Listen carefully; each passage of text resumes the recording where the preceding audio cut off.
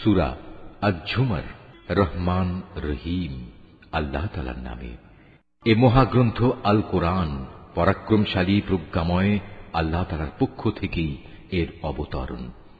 আমি কিতাব তোমার কাছে যথার্থভাবে নাজিল করেছি, অতএব নিষ্ঠাবান হয়ে তুমি আল্লাহ তাআলার ইবাদত করো। জেনে রেখো, একনিষ্ঠ ইবাদত আল্লাহ তাআলার জন্যই নিবেদিত হওয়া উচিত। যারা আল্লাহ তাআলার বদলে অন্যদের অভিভাবক হিসেবে গ্রহণ করে তারা বলে, আমরা তো এদের ইবাদত এছাড়া অন্য কোনো কারণে করি না যে এরা আমাদের আল্লাহ তাআলার নিকটবর্তী করে দেয়। কিন্তু তারা যেসব বিষয় নিয়ে মতভেদ করছে, নিশ্চয়ই আল্লাহ তাআলা কিয়ামতের দিন সেই বিষয়ের ফয়সালা করে দেবেন।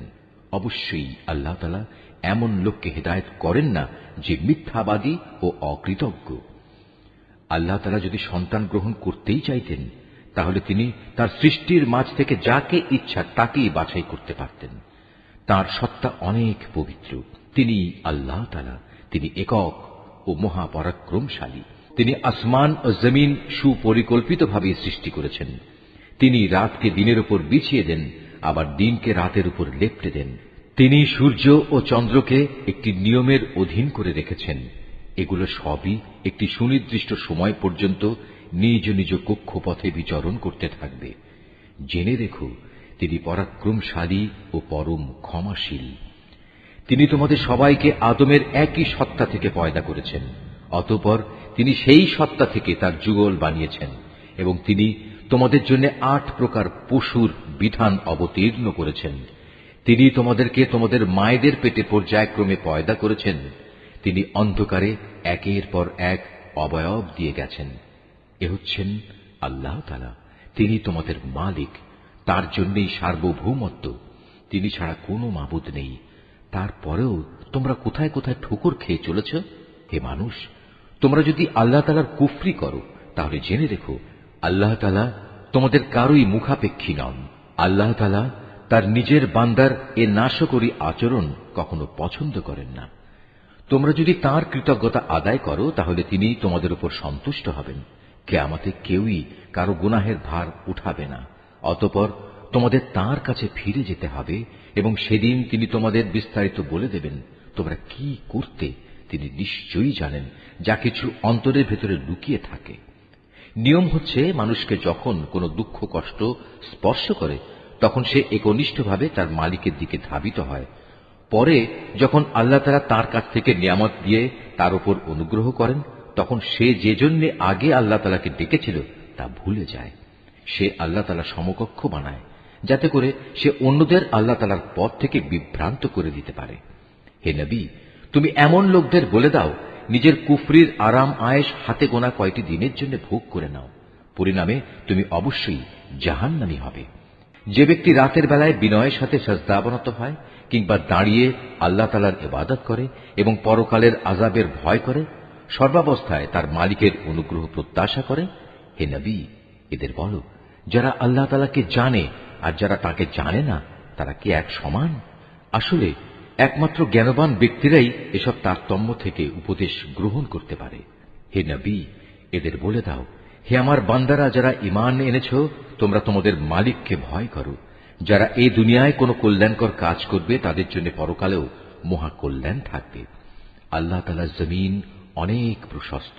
উপরন্তু ধৈর্যশীলদের পরকালে অপরিমিত পুরস্কার দেয়া হবে। হে নবী, তুমি বলো, আমাকে আদেশ দেয়া হয়েছে একান্ত নিষ্ঠার সাথে আমি যেন আল্লাহ তাআলার ইবাদত করি। আমাকে আদেশ দেয়া হয়েছে আমি যেন আল্লাহ তাআলার সামনে আত্মসমর্পণকারীদের মধ্যে অগ্রণী হই। তুমি বলো, আমি যদি আমার মালিকের নাফরমানি করি, তাহলে আমি আমার উপর একটি মহা দিনের শাস্তির ভয় করি। তুমি বলো, আমি একান্ত নিষ্ঠাবান হয়েই আল্লাহ তাআলার ইবাদত করি। তোমরা তাকে বাদ দিয়ে যারই চাও গোলামি করো। হে নবী, তুমি বলো, ভারী ক্ষতিগ্রস্ত হবে তারা যারা অন্যের গোলামি করার কারণে কিয়ামতের দিন নিজেদের এবং নিজেদের পরিবার পরিজনদের ভীষণ ক্ষতি করবে। তোমরা জেনে রেখো, এই আখিরাতের ক্ষতি হচ্ছে সুস্পষ্ট ক্ষতি। তাদের জন্য তাদের উপর থেকে ছায়া দানকারী আগুনের মেঘমালা থাকবে, তাদের নিচের দিক থেকেও থাকবে আগুনেরই বিছানা। এ হচ্ছে সে বিভৎস আযাব যা দিয়ে আল্লাহ তাআলা তার বান্দাদের ভয় দেখাচ্ছেন।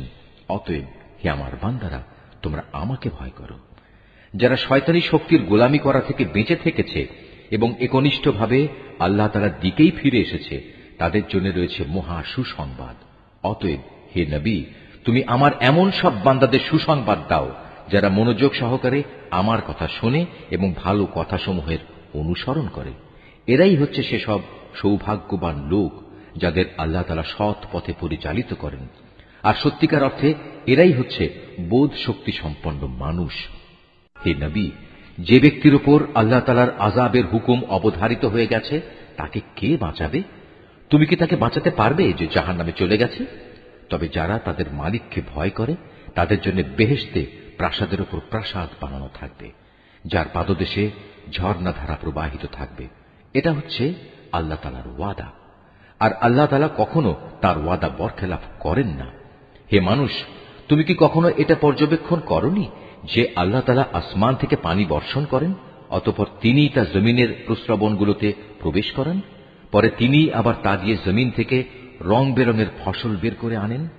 কিছুদিন পরে তা আবার শুকিয়েও যায়, ফলে তোমরা তাকে পীত বর্ণের ফসল হিসেবে দেখতে পাও। অতঃপর তিনি তাকে আবার খড় কুটায় পরিণত করেন। অবশ্যই এতে এই নিয়মের মধ্যে জ্ঞানবানদের জন্য বড় রকমের উপদেশ রয়েছে। অতঃপর তুমি বলো, হে নবী, যার অন্তরকে আল্লাহ তাআলা ইসলামের জন্য উন্মুক্ত করে দিয়েছেন, সে ব্যক্তি তার প্রতিপালকের পক্ষ থেকে পাওয়া একটি হেদায়েতের নূরের উপর রয়েছে। দুর্ভোগ হচ্ছে সেসব লোকের জন্য যাদের অন্তর আল্লাহ তাআলার স্মরণ থেকে কঠোর হয়ে গেছে। মূলত এরাই সুস্পষ্ট গুমরাহিতে নিমজ্জিত রয়েছে। আল্লাহ তাআলা সর্বোৎকৃষ্ট বাণী নাজিল করেছেন, তা এমন উৎকৃষ্ট কিতাব যার প্রতিটি বাণী পরস্পরের সাথে সামঞ্জস্যশীল, অভিন্ন, যেখানে আল্লাহর ওয়াদাগুলো বারবার পেশ করা হয়েছে। যারা তাদের মালিককে ভয় করে, এ কিতাব শোনার ফলে তাদের চামড়া ও শরীর কেঁপে ওঠে, অতঃপর তাদের দেহ ও মন বিগলিত হয়ে আল্লাহ তাআলার স্মরণে ঝুঁকে পড়ে। এ কিতাব হচ্ছে আল্লাহ তাআলার হেদায়েত। এর দ্বারা তিনি যাকে চান তাকে সঠিক পথ দেখান। আল্লাহ তাআলা যাকে গুমরাহ করেন তার আসলেই কোনো পথ প্রদর্শক নেই। যে ব্যক্তি কিয়ামতের দিন তার মুখের দ্বারা কঠিন শাস্তি ঠেকাতে চাইবে, সে কি তার মতো হবে যাকে সে শাস্তি থেকে নিরাপদ রাখা হয়েছে? সেদিন জালেমদের বলা হবে, তোমরা দুনিয়ায় যা কামাই করেছিলে আজ তারই মজা ভোগ করো। তাদের আগের লোকেরাও নবীদের উপর মিথ্যা আরোপ করেছে, আর এমন দিক থেকে আল্লাহ তাআলার আযাব তাদের উপর এসে তাদের গ্রাস করল যে তারা টেরই পায়নি। অতঃপর আল্লাহ তাআলা তাদের দুনিয়ার জীবনে অপমানিত করলেন, তাদের জন্য আখিরাতের আযাব হবে আরো গুরুতর। কত ভালো হতো যদি তারা কথাটা জানত। আমি কোরআনে মানুষদের বোঝানোর জন্য ছোট বড় সব ধরনের উদাহরণই পেশ করেছি, যাতে করে তারা উপদেশ গ্রহণ করতে পারে। এ কোরআন আমি বিশুদ্ধ আরবি ভাষায় নাজিল করেছি। এতে কোনো জটিলতা নেই। এর উদ্দেশ্য যেন তারা আল্লাহ তাআলার নাফরমানি থেকে বাঁচতে পারে। আল্লাহ তাআলা তোমাদের বোঝার জন্য একটি উদাহরণ উপস্থাপন করেছেন। উদাহরণটি হচ্ছে দুজন মানুষের। এদের একজন মানুষ হচ্ছে গোলাম, যার বেশ কজন মালিক রয়েছে, যারা আবার পরস্পর বিরোধী, প্রত্যেকেই গোলামটিকে নিজের দিকে টানতে চাচ্ছে। আর এক ব্যক্তি যে কেবল একজনেরই গোলাম। তুমি বলো, হে নবী, এ দুজন গোলাম কি এক সমান হবে? না, কখনো নয়। সমস্ত প্রশংসা আল্লাহ তাআলার, কিন্তু তাদের অধিকাংশ লোকই জানে না। অবশ্যই একদিন তুমি মারা যাবে, তারাও নিঃসন্দেহে একদিন মৃত্যু মুখে পতিত হবে। অতঃপর নিজেদের কাজের জন্য একে অপরকে দায়ী করে তোমরা কিয়ামতের দিন তোমাদের মালিকের সামনে বাক বিতণ্ডা করতে থাকবে। সে ব্যক্তির চাইতে বড় জালেম আর কে হতে পারে যে আল্লাহ তাআলার উপর মিথ্যা আরোপ করে এবং একবার তার কাছে সত্য দিন এসে যাওয়ার পরেও যে ব্যক্তি তা মিথ্যা প্রতিপন্ন করে। এমন সব কাফেরদের ঠিকানা কি জাহান্নামে হওয়া উচিত নয়? অপরদিকে যে ব্যক্তি স্বয়ং এ সত্য দিন নিয়ে এসেছে এবং যে ব্যক্তি এ সত্যকে সত্য বলে মেনে নিয়েছে, ওদের আযাব থেকে বাঁচিয়ে দেয়া হবে। তাদের জন্য তাদের মালিকের কাছে সে সব কিছুই থাকবে যা তারা পেতে চাইবে। মূলত এটা হচ্ছে সৎ কর্মশীল লোকদের পুরস্কার। কেননা এরা যা কিছু মন্দ কাজ করেছিল আল্লাহ তাআলা তা মিটিয়ে দেবেন এবং তাদের ভালো কাজসমূহের জন্য তিনি তাদের উত্তম পুরস্কার দেবেন। আল্লাহ তাআলা কি তার বান্দা মুহাম্মাদের হেফাজতের জন্য যথেষ্ট নন? হে নবী, এরা তোমাকে আল্লাহ তাআলার পরিবর্তে অন্যদের ভয় দেখায়। আল্লাহ তাআলা যাকে বিভ্রান্ত করেন তার আসলে কোনই পথ প্রদর্শক নেই। আবার যাকে আল্লাহ তাআলা স্বয়ং পথ প্রদর্শন করেন তাকে কেউই পথভ্রষ্ট করতে পারে না। আল্লাহ তাআলা কি পরাক্রমশালী ও কঠোর প্রতিশোধ গ্রহণকারী সত্তা নন? হে নবী, যদি তুমি এদের কাছে জিজ্ঞেস করো আকাশমালা ও জমিন কে সৃষ্টি করেছে, সাথে সাথেই ওরা বলবে আল্লাহ তাআলাই এসব সৃষ্টি করেছেন। এবার তাদের তুমি বলো, তোমরা কখনো ভেবে দেখেছ কি, যদি আল্লাহ তাআলা আমাকে কোনো কষ্ট পৌঁছাতে চান, তাহলে তিনি ছাড়া যাদের তোমরা ডাকো তারা কি সে কষ্ট দূর করতে পারবে? কিংবা তিনি যদি আমার উপর তার অনুগ্রহ করতে চান, তাহলে এরা তার সে অনুগ্রহ কি রোধ করতে পারবে? হে নবী, তুমি বলো, আমার জন্য আল্লাহ তাআলাই যথেষ্ট। যারা নির্ভর করতে চায় তাদের তো তার উপরেই নির্ভর করা উচিত। হে নবী, এদের তুমি বলো, হে আমার জাতি, তোমরা তোমাদের জায়গায় কাজ করে যাও, আমিও আমার জায়গায় কাজ করে যাচ্ছি। শীঘ্রই তোমরা জানতে পারবে কার উপর দুনিয়ায় অপমানকর আযাব আসবে এবং আখিরাতেই বা কার উপর স্থায়ী আযাব নাজিল হবে। হে নবী, আমি মানুষের জন্য তোমার উপর সত্য দ্বীন সহ এ কিতাব নাজিল করেছি। অতঃপর যে কেউ হেদায়েত পেতে চাইবে সেটা করবে একান্ত তার নিজের জন্যই, আর যে ব্যক্তি গোমরাহ হয়ে যায় তার উপর এ গোমরাহির ফল তার নিজের উপরই বর্তাবে। আর তুমি তো তাদের উপর কোন তত্ত্বাবধায়ক নাও। আল্লাহ তাআলা মানুষদের মৃত্যুর সময় তার প্রাণ বায়ু বের করে নেন, আর যারা ঘুমের সময় মরেনি তিনি তখন তাদেরও রূহ বের করেন। অতঃপর যার উপর তিনি মৃত্যু অবধারিত করেন তার প্রাণ তিনি ছেড়ে না দিয়ে রেখে দেন এবং বাকি রূহদের একটি সুনির্দিষ্ট সময়ের জন্য ছেড়ে দেন। এই গোটা ব্যবস্থাপনার মধ্যে এমন সম্প্রদায়ের জন্য নিদর্শন রয়েছে যারা বিষয়টি নিয়ে চিন্তা ভাবনা করে। তবে কি এরা আল্লাহ তাআলাকে বাদ দিয়ে অন্যদের সুপারিশকারী হিসেবে গ্রহণ করেছে? হে নবী, তুমি এদের বলো, যদিও তোমাদের এসব সুপারিশকারী কোনো কিছুই করার ক্ষমতা রাখে না, না তাদের কোনো জ্ঞান বুদ্ধি আছে। বলো, হে নবী, যাবতীয় সুপারিশ একমাত্র আল্লাহ তাআলার জন্যই। আসমান সমূহ এবং পৃথিবীর সার্বভৌমত্ব একমাত্র আল্লাহ তাআলার জন্য। অতঃপর তোমরা সবাই তাঁর দিকেই ফিরে যাবে। যখন তাদের কাছে এক অদ্বিতীয় আল্লাহ তাআলার কথা বলা হয়, তখন যারা আখিরাতের উপর ঈমান আনে না তাদের অন্তর নিতান্ত সংকুচিত হয়ে পড়ে। অপরদিকে যখন আল্লাহ তাআলার বদলে অন্য দেবতাগুলোর আলোচনা করা হয় তখন তারা আনন্দে উল্লসিত হয়। হে নবী, তুমি বলো, হে আল্লাহ, হে আসমান জমিনের স্রষ্টা, হে দৃশ্যমান ও অদৃশ্যমান সব কিছুর পরিজ্ঞাতা, তুমি তোমার বান্দাদের মাঝে সেসব বিষয়ের ফয়সালা করে দাও যে ব্যাপারে তারা মতবিরোধ করছে। যদি এ জালেমদের কাছে সেসব সম্পদ মজুদ থাকে যা এ পৃথিবীর মাঝে ছড়িয়ে আছে, তার সাথে সমপরিমাণ সম্পদ আরও যদি তার কাছে থাকে, কিয়ামতের দিন আযাবের অনিষ্ট থেকে মুক্তি পেতে তারা সব কিছু বিনা দ্বিধায় দিয়ে দিতে চাইবে। সে সময় আল্লাহ তাআলার কাছ থেকে সে আযাব এসে উপস্থিত হবে যার কল্পনাও তারা করতে পারেনি। এরা যেভাবে আমল করতে থাকবে আস্তে আস্তে সেভাবে তার মন্দ ফলও প্রকাশ পেতে থাকবে। যে আযাবের প্রতি এরা হাসি বিদ্রুপ করত তা তাদের আমলের মতোই তাদের পরিবেষ্টন করে ফেলবে। মানুষদের অবস্থা হচ্ছে, যখন কোনো দুঃখ কষ্ট তাদের স্পর্শ করে তখন সে আমাকে ডাকে, অতঃপর আমি যখন তাকে আমার কাছ থেকে কোন রকম নিয়ামত দান করি তখন সে বলে, এটা তো আমার জ্ঞানের যোগ্যতার উপরে দেয়া হয়েছে। না, আসলে তা নয়, বরং এটা হচ্ছে পরীক্ষা। কিন্তু তাদের অধিকাংশ লোকই জানে না।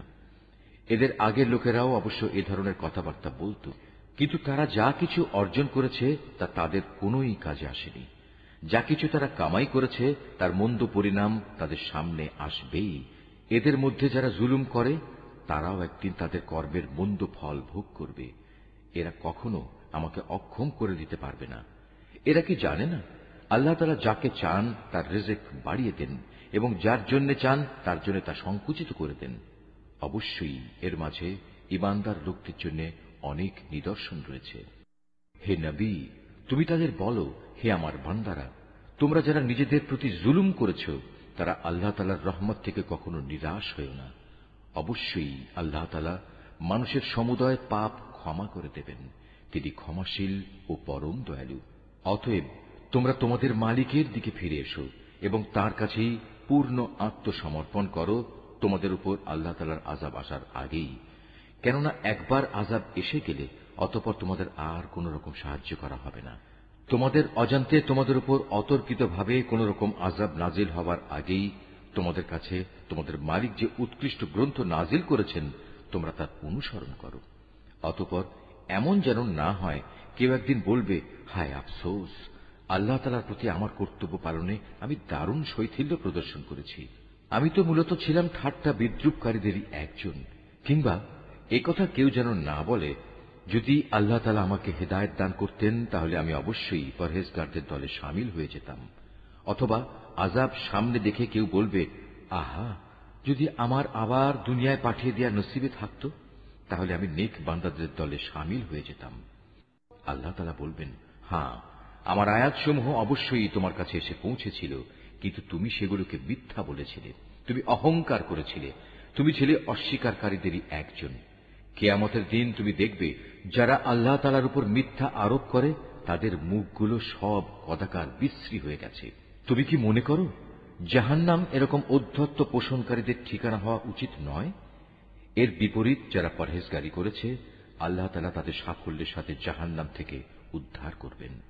অকল্যাণ কখনো তাদের স্পর্শ করবে না, না তারা কখনো কোনো ব্যাপারে উদ্বিগ্ন হবে। আল্লাহ তাআলাই হচ্ছেন সব কিছুর একক স্রষ্টা, তিনিই হচ্ছেন সবকিছুর উপর নিগাহবান। আসমান সমূহ ও জমিনের মূল চাবিকাঠি তো তাঁরই কাছে। যারা এখন আল্লাহ তাআলার আয়াতসমূহ অস্বীকার করে চলেছে পরিশেষে তারাই হবে ক্ষতিগ্রস্ত। হে নবী, তুমি এদের বলো, হে মূর্খ ব্যক্তিরা, তোমরা কি এর পরেও আমাকে আল্লাহ তাআলা ছাড়া অন্য কারো গোলামি বরণ করে নিতে বলছো?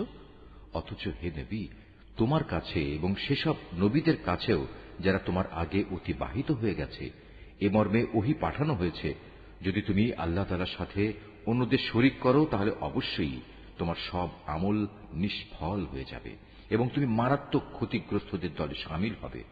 অতএব তুমি একান্তভাবে আল্লাহ তাআলারই ইবাদত করো এবং শুকরগুজার বান্দাদের মধ্যে শামিল হয়ে যাও।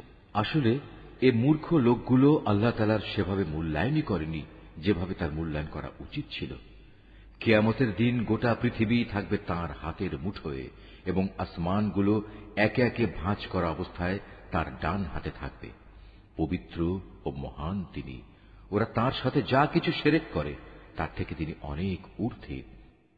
যখন প্রথমবার সিঙায় ফুৎকার দেওয়া হবে তখন আসমান সমূহ ও জমিনে যা কিছু আছে তার সব কিছুই বেহুশ হয়ে যাবে। অবশ্য আল্লাহ তাআলা যা চান তার কথা আলাদা। অতঃপর আবার সিঙায় ফুৎকার দেওয়া হবে, তখন তারা সবাই দণ্ডায়মান হয়ে সে বিভৎস দৃশ্য দেখতে থাকবে। এ সময় জমিন তার মালিকের নূরের ঝলকে উদ্ভাসিত হয়ে উঠবে। মানুষের কর্মফলের নথিপত্র সামনে রাখা হবে। নবীদের ও অন্যান্য সাক্ষীদের এনে হাজির করা হবে। তাদের সবার সাথে ন্যায় বিচার করা হবে। তাদের কারো উপর বিন্দুমাত্র জুলুম করা হবে না। প্রত্যেক মানুষকে সে পরিমাণ প্রতিফল দেয়া হবে যে পরিমাণ কাজ সে করে এসেছে, কারণ আল্লাহ তাআলা সে বিষয়ে সম্যক অবগত আছেন যা কিছু তারা প্রতিনিয়ত করে বেড়াত। যেসব লোক কুফরি করেছে তাদের দলে দলে জাহান্নামের দিকে তাড়িয়ে নেওয়া হবে। এমনই তাড়া খেয়ে যখন তারা জাহান্নামের কাছে পৌঁছবে তখন সাথে সাথেই তার সদর দরজা খুলে দেয়া হবে এবং তার রক্ষী ফেরেশতারা ওদের বলবে, তোমাদের কাছে কি তোমাদের মধ্যে থেকে কোন রসুল আসেনি যারা তোমাদের কাছে তোমাদের মালিকের কিতাবের আয়াতসমূহ তেলাওয়াত করত এবং তোমাদের এমনই একটি দিনের সাক্ষাৎ সম্বন্ধে সতর্ক করে দিত? ওরা বলবে, হ্যাঁ, অবশ্যই এসেছিল। কিন্তু কাফেরদের ব্যাপারে আল্লাহ তাআলার সে আযাব সম্পর্কিত ওয়াদাই আজ বাস্তবায়িত হয়ে গেল। ওদের তখন বলা হবে, যাও, প্রবেশ করো জাহান্নামের দরজা দিয়ে, তোমরা সেখানেই চিরদিন থাকবে। ঔদ্ধত্য প্রকাশকারীদের জন্য কত নিকৃষ্ট হবে এই ঠিকানা। অপরদিকে যারা তাদের মালিককে ভয় করেছে তাদের সবাইকে দলে দলে জান্নাতের দিকে নিয়ে যাওয়া হবে। এমনি করে যখন সেখানে তাদের জান্নাতের দোরগোড়ায় এনে হাজির করানো হবে এবং তার দরজাসমূহ আগে থেকেই তাদের জন্য খুলে রাখা হবে, উষ্ণ অভিনন্দন জানিয়ে তার রক্ষী ফেরেশতারা তাদের বলবে, তোমরা সুখে থাকো, চিরন্তন জীবন কাটানোর জন্য এখানে দাখিল হয়ে যাও। তারা সেখানে প্রবেশ করে কৃতজ্ঞ চিত্তে বলবে, সমস্ত তারিফ আল্লাহ তাআলার, যিনি আমাদের দেয়া তাঁর প্রতিশ্রুতি পূরণ করেছেন এবং আমাদের এ ভূমির অধিকারী বানিয়ে দিয়েছেন। এখন আমরা এই জান্নাতের যেখানে ইচ্ছা সেখানেই বসবাস করব। সদাচারীদের এ পুরস্কার কতই না উত্তম।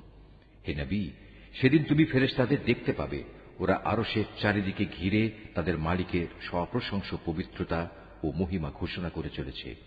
সেদিন ইনসাফের সাথে সবার বিচার কার্য যখন সম্পন্ন হবে, চারদিক থেকে একই ঘোষণা ধ্বনিত হবে, সবটুকু প্রশংসাই সৃষ্টিকুলের মালিক আল্লাহ তাআলার জন্যে।